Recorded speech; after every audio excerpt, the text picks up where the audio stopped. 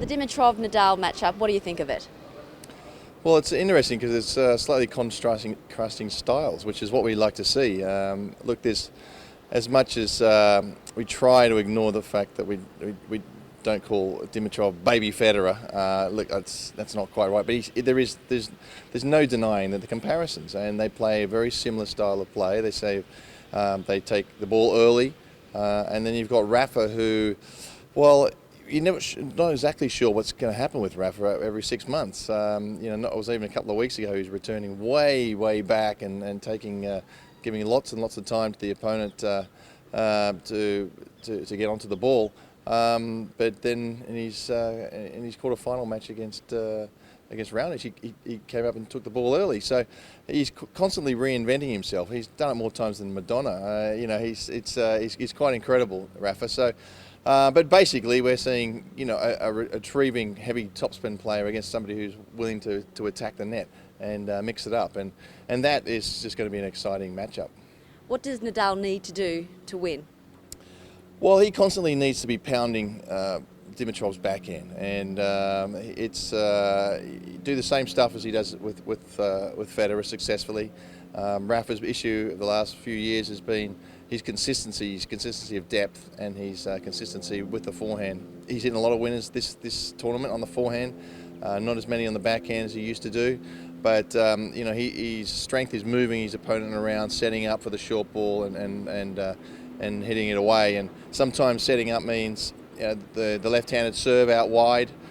This year he's mixing it up, so he's getting the players guessing a little bit, he's got to keep peppering that Dimitrov backhand, which is his weaker side. He's for a single-handed guy to hit balls constantly up high to his backhand is tough. You've got to be sort of built almost like Stan Wawrinka, or you got to go way back and like Gasquet. They're the two probably the best single-handed backhands out there. Dimitrov's counter-attack is to take the ball really early, as Federer does, and that's been highly successful for him this tournament. And obviously Federer over the last couple of years has done that incredibly well, and we're seeing how effective it is even in his even though he's short on match play.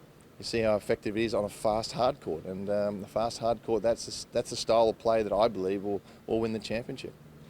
And Dimitrov, his secret weapon would be what then?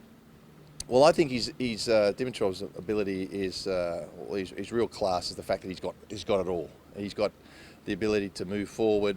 He can rally. This tournament he's been incredibly patient. Even the best ralliers out there are not outlasting him. Typically he gets impatient.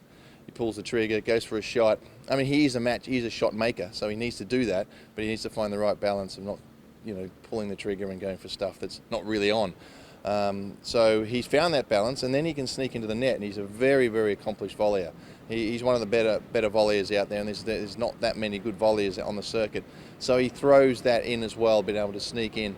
And boy, when he sneaks in, it's pretty quick. He can really move. So he motors well.